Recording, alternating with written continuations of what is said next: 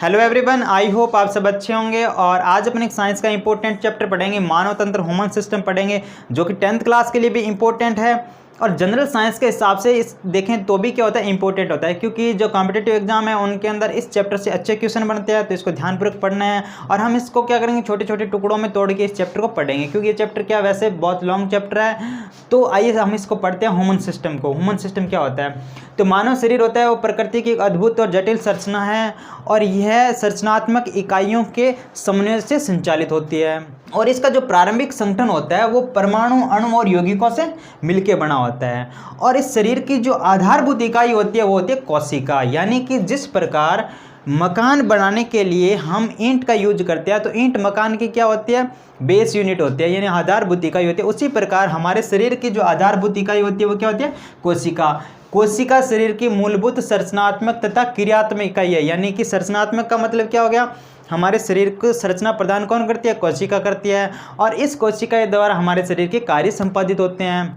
और विभिन्न कोशिकाएं क्या करती है, भिन्न भिन्न कार्यों को संपादित करती है।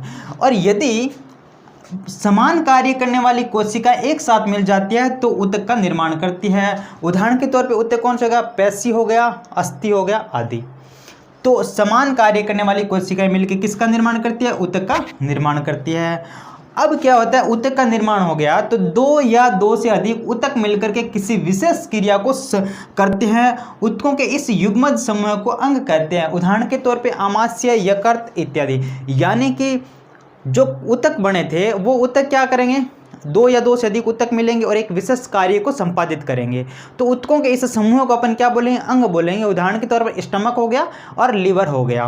स्टमक यानी आमाशय और लीवर यानी यकृत हो गया। शरीर के विभिन्न अंग आपस में मिलकर के क्या करते हैं, एक तंत्र का निर्माण करते हैं और एक विशिष्ट कार्य को संपादित करते हैं। यानी कि शरीर के विभिन्न अंग मिलकर तंत्र का निर्माण करते हैं जो विशिष्ट कार्य का संपादन करते हैं। उदाहरण के तौर पर देखें तो पाचन तंत्र एक टाइप का क्या हो गया, तंत्र हो गया। श्वसन तंत्र एक टाइप का क्या हो गया, तंत्र हो गया।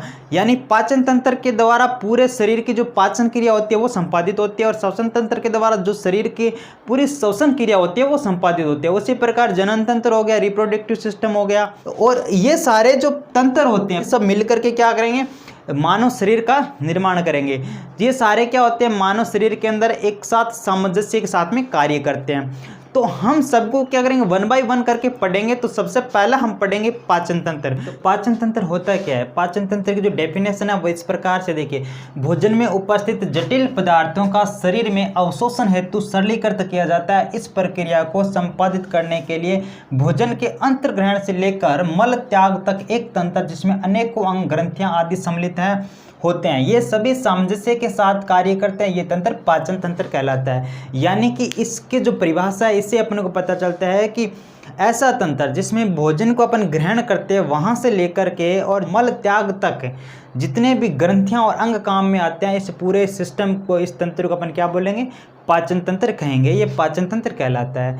अब जो पाचन तंत्र के अंदर क्या होता है कि पाचन क्रिया होती है। क्या होती है, पाचन क्रिया होती है। तो पाचन क्रिया के अंदर क्या क्या होता है, देखिए पाचन क्रिया के अंदर पाचन होता है वो एक फिजियोकेमिकल प्रक्रिया है। यानी फिजियोकेमिकल प्रक्रिया का मतलब हो गया इसके अंदर भौतिक और रासायनिक दोनों क्रियाएं होती है। भौतिक क्रिया यानी इसका मतलब क्या हो गया, जैसे अपन भोजन क्या करते हैं, ग्रहण करते हैं, तो दांतों के द्वारा हम क्या करते हैं, फिजिकल एक्टिविटी करते हैं और दांत उस भोजन को क्या करते हैं, तोड़ते हैं, चबाते हैं। तो वो क्या हो गया, फिजिकल क्रिया हो गई। उसके बाद में क्या होता है, भोजन का एंजाइमों की सहायता से उसका सरलीकरण किया जाता है। तो वो क्या होता है, एक प्रकार की रासायनिक क्रिया हो गई। तो ये इसको अपन क्या बोलेंगे, पाचन क्रिया को अपन क्या बोलेंगे, फिजियोकेमिकल रिएक्शंस बोलेंगे, यानी फिजियोकेमिकल प्रक्रिया बोलेंगे। सेकंड है कि भोजन के जो जटिल घटक है, भोजन के जटिल घटक कौन से हो गए, कार्बोहाइड्रेट, वसा और प्रोटीन होते हैं। ये सीधे शरीर के द्वारा अवशोषित नहीं किए जाते हैं, इनको सरल व घुलनशील पदार्थों में पाचन क्रिया के माध्यम से बदला जाता है। उसके बाद में देखो कि जो जल, विटामिन और खनिज होते हैं ये होते हैं छोटे पदार्थ होते हैं, इनका पाचन नहीं होता है। ये डायरेक्ट क्या होते हैं, शरीर के द्वारा अवशोषण होता है इनका, तो ये सीधे लिए जाते हैं, इनका पाचन नहीं होता है। तो पाचन का मुख्य कार्य क्या होता है, पाचन का मुख्य कार्य होता है भोजन से ऊर्जा का निर्माण करना, और ऊर्जा से हमारे शरीर के सारे क्या होते हैं, कार्य संपादित होते हैं। हमने पाचन क्रिया के बारे में पढ़ा। अब अपन पढ़ेंगे पाचन तंत्र के अंदर सम्मिलित अंग और ग्रंथियों के बारे में। तो पाचन क्रिया के अंदर काम आने वाले जितने भी अंग हैं उनसे मिलकर के किसका निर्माण होता है, एलिमेंट्री कैनाल का निर्माण होता है, यानी कि आहार नाल का निर्माण होता है। और आहार नाल की जो लंबाई होती है वो 8 से 10 मीटर लंबी होती है, और इसको फीट के अंदर बोलें तो 32 फीट होती है, लगभग 32 फीट होती है। तो आहार नाल का जो आगे का भाग होता है उसको अपन मुख बोलते हैं। क्या बोलते हैं? मुख बोलते हैं, जिससे अपन भोजन को ग्रहण करते हैं। और उसके बाद में भोजन जाता है ग्रसनी के अंदर। तो ग्रसनी से होते हुए भोजन किस में जाएगा? ग्रास नली के अंदर। इसका मतलब ग्रसनी मुख और ग्रास नली है, फूड पाइप, इन दोनों के बीच का भाग हो गया ग्रसनी हो गया। उसके बाद में ग्रास नली आगे खुलती है किसमें? अमाशय के अंदर खुलती है। ये जो भाग है इसको बोलेंगे अपन अमाशय, यानी कि पेट के अंदर का भाग बोलते हैं उसको अपन अमाशय बोलेंगे, और बाहर के भाग को उदर बोलते हैं। अमाशय यानी स्टमक हो गया। स्टमक होता है वो अमाशय होता है, वो आगे जुड़ा होता है किससे?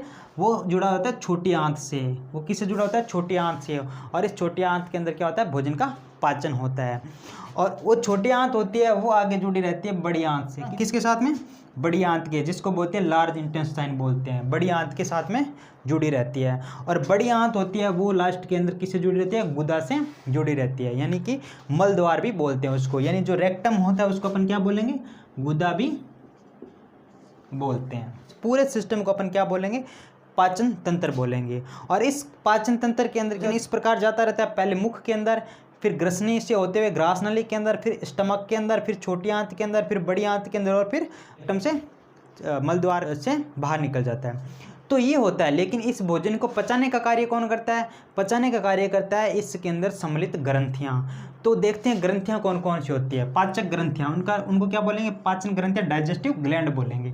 पाचन ग्रंथियों के अंदर सबसे पहले अपन बोलते हैं लार ग्रंथि। लार ग्रंथि होती है वो मुख के अंदर पाई जाती है, जो कि लार का निर्माण करती है, जिससे भोजन अपना क्या होता है? चिपचिपा बनता है भोजन के अंदर ही। ये भोजन को पाचन के अंदर सहायता करती है। उसके बाद में यकृत ग्रंथि। ये यकृत ग्रंथि होती है, ये स्टमक के दाहिनी तरफ होती है। ये स्टमक के क्या होती है? दाहिनी तरफ होती है यकृत, जिसको अपन बोलते हैं लीवर बोलते हैं। और ये एक पित्ताशय है, जिसके अंदर पित्तरस स्टोर होता है, उसको अपन पित्ताशय बोलते हैं। फिर है अग्नाशय। अग्नाशय होता है वह क्या होता है? स्टमक से बाईं ओर होता है, बाईं तरफ होता है, ये होता है अग्नाशय। और इससे भी क्या होता है? एंजाइम का श्रावण होता है। किसके अंदर? छोटी आंत के अंदर होता है। उसके बाद में जठर ग्रंथि। तो ये जठर ग्रंथि भी कहाँ पे पाई जाती है? स्टमक के अंदर, यहाँ पे पाई जाती है। अमाशय के अंदर क्या पाई जाती है? जठर ग्रंथि पाई जाती है, जिससे जठर रस का श्रावण होता है या जठर रस का निर्माण होता है। और इसके अलावा जो छोटी आंत होती है इसके अंदर क्या होती है? और भी ग्रंथियाँ सम्मिलित होती है जो कि पाचन में काम आती है, उनको बोलते हैं आंतरिक ग्रंथियाँ बोलते हैं। इस प्रकार देखो पाचन तंत्र के अंदर क्या हो गया? पाचन तंत्र के अंदर यहाँ पे एलिमेंट्री कैनाल है, जो कि इन सब का क्या है? संयुक्त रूप होता है। ये होती है 8 से 10 मीटर लंबी होती है। इसके अंदर मुख होता है, ग्रसनी होती है, ग्रास नली होती है, आमाशय होता है, छोटी आंत, बड़ी आंत, मलद्वार। और इसके अंदर डाइजेस्टिव ग्लैंड कौन सी होगी? लार ग्रंथि, यकृत, अग्नाशय, जठर ग्रंथि और आंतर ग्रंथि होती है। यानी कि भोजन सबसे पहले किस में जाएगा? मुख के अंदर। मुख के बाद में ग्रसनी से होते हुए ग्रास नली के अंदर, और फिर अमाशय के अंदर, फिर छोटी आंत के अंदर, और फिर बड़ी आंत के अंदर, और फिर रेक्टम के अंदर जाएगा। और इसके अंदर क्या करेंगे? यकृत और अग्नाशय क्या करेंगे? एंजाइम छोड़ेंगे और इसमें पाचन में सहायता। अब अपन आगे क्या करेंगे? इन सबको एक एक करके पढ़ेंगे। आप इसका स्क्रीनशॉट ले लीजिए। तो देखिए आहार नाल। आहार नाल होता है, इसको अपन क्या बोलेंगे? पोषण नाल भी बोलेंगे, डाइजेस्टिव कैनाल भी बोलेंगे। आहार नाल की जो लंबाई होती है वो 8 से 10 मीटर लंबी होती है। और इसके जो कार्य होते हैं वो क्या होते हैं? आहार को सरलीकृत कर पाचन करना। जो आहार जटिल रूप में होता है उसको सरल कर और पाचित करना होता है इसका काम।